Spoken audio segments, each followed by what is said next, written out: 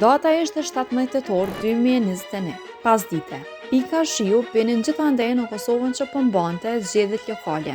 Gazetarët raportonin përqindjet e daljes në zgjedhjen nëpër komuna. Kryeministri Albin Kurti kishte marrë vendim të pazakontë.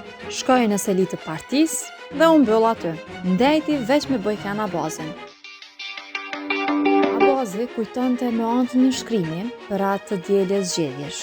Me Kurtin kishte folur gjatë për shumë gjëra.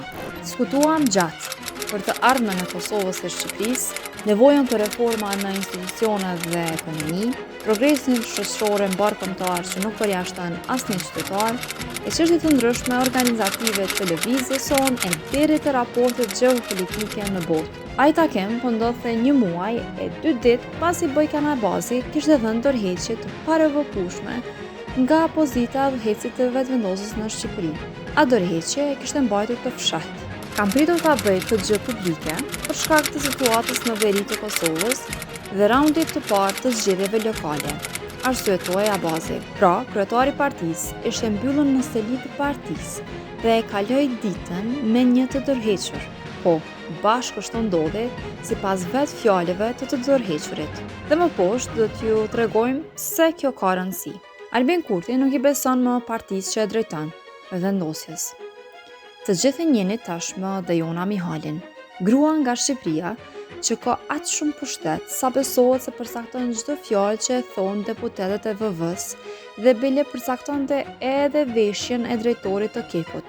Pse ka shumë pushtet? Është koncentruar tek Mihali, sepse ashtuqare ajo shihet si një aktiviste e aftë nga kryeministri Albin Kurti. Den me shkru, den me mendu, den me logjiku. E të tjerët, thonë shkurtër shqip, s'din.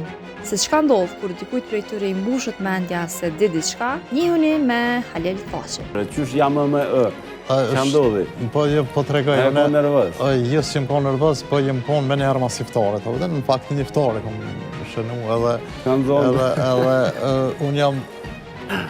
Njësoj si te Jona Mihalin, Albin Kurti e shinte edhe Bojkan Abazin, një aktivist punëtor që kishte zëtësinë e nevojshme për me kry punë të nevojshme për parti. Të shkojmë tash te pika qendrore. Pazëtësia e deputetëve dhe aktivistëve të tjerë të vetëvendosjes duke qartë se shqetësonte Kurtin në mbledhjet e Këshillit të Përgjithshëm të partisë. Edhe pse ishte nën përcjellje të kamerave, edhe pse duar trokitej, ai s'hezitonte që të hedhte me raste dhe kritika ndaj tyre.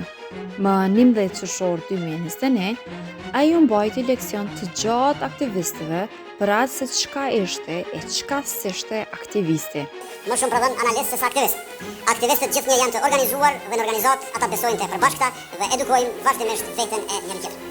Aktivistët nuk janë ata që besojnë që kanë arritur të vërtetën përfundimtare, as si teori e as si grumbullim faktesh, sepse po të besosh se ke arritur të vërtetën përfundimtare, i bie që të kesh arritur në fund rrugës, në fund përpjekjes, në fund historisë.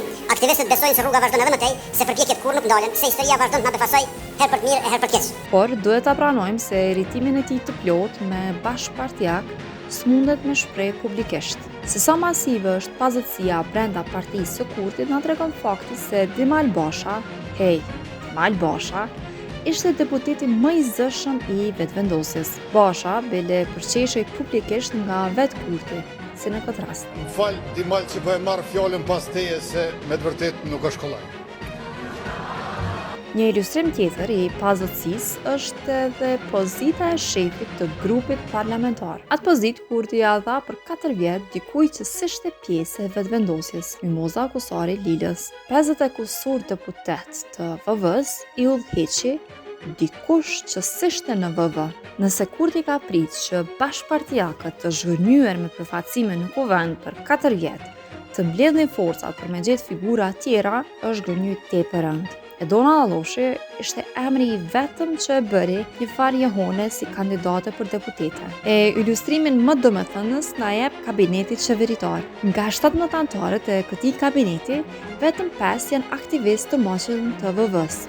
Libor Manliu, Gjelar Sfeqla, Adriana Govci, Arben Bitia dhe Almulina Haxhiu. 5 të tjerë janë antarësuar më vonë në parti. Ejo Maqedonci, Rozita Hajdari, Pesnik Bislimi, Aguran Murati, Errolla Çeku, Artone Rizvanolli. Zgjedhjet e nënshkurtit na bën të qartë se Kurti më shumë pëlqente të identifikojë me qeverinë se me vetëvendosjen. Për vende të vogla si Kosova, organizimet partijake ngjajnë paksa qesharake. Mbledhja e 53 e Këshillit të Përgjithshëm andej, këndej mësuam se kryetarin e partisë, Visar Ymerin, e kishin caktuar nga një takim i fshet jo formal. Vetëvendosja tashmë shndru në listën Albin Kurti, por as parti tjera s'janë më mirë. LDK-ja është lista Lumer Abdigjiku, PDK-ja është lista Haga, AAK-ja është lista Familja Haradinaj. Por ndoshta këta jemi ne, ndoshta këta janë kufijt tanë, ndoshta.